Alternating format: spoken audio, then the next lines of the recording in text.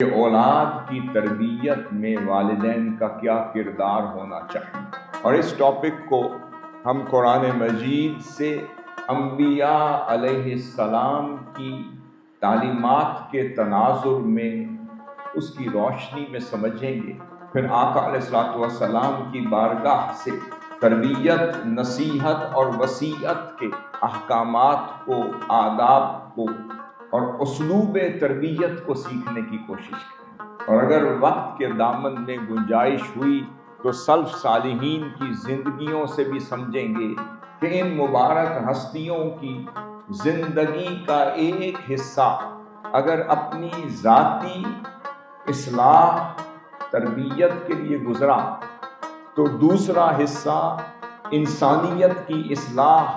انسانیت کے احوال کی درستگی میں گزرا اور لوگوں کو رشد و ہدایت کی طرف گامزن کرنے میں بیتا، اور تیسرا حصہ ان مبارک ہستیوں کا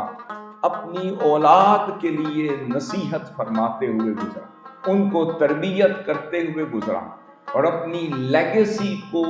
اس نسل تک پہنچانے سے پہلے ان کے کالب کو اس قابل بناتے رہے کہ وہ لیگیسی کو سنبھال سکے۔ اب اس موضوع کا آغاز کرتے ہیں۔ میں نے ایک آیت کریمہ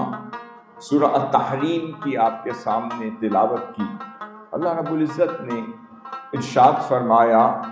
کہ اے ایمان والو، اپنے آپ کو اور اپنے اہل و عیال کو دوزخ کی آگ سے بچاؤ۔ سیدنا علی کرم اللہ وجہہ سے پوچھا گیا کہ آپ اس آیت کریمہ کی تفسیر کیا فرماتے ہیں؟ آپ کا یہ قول امام ابن عبد البر فی ادب المجالسہ میں نقل کرتے ہیں۔ آپ نے فرمایا اس سے مراد ادبوہم وعلموہم، کہ اپنی اولاد کو بذات خود ادب بھی سکھاؤ اور علم بھی سکھاؤ، ان کو اچھے ایٹیکیٹ سکھاؤ، ان کی زندگیوں کو خوبصورت بناؤ، ان کی زندگیوں میں نوبل کنڈکٹ منتقل کرو، ان کو چلنے پھرنے، اٹھنے بیٹھنے، قولاً فعلاً تقریراً پیکرے ادب بناؤ۔ پھر سیدنا عبداللہ ابن عباس رضی اللہ تعالیٰ عنہ سے پوچھا گیا کہ آپ اس کی تفسیر کیسے فرماتے ہیں؟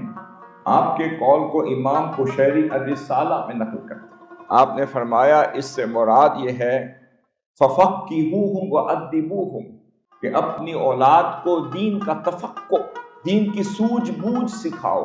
دین کی بیسک سکھاؤ، بیسک ایٹیکیٹ آف دین آف اسلام سکھاؤ،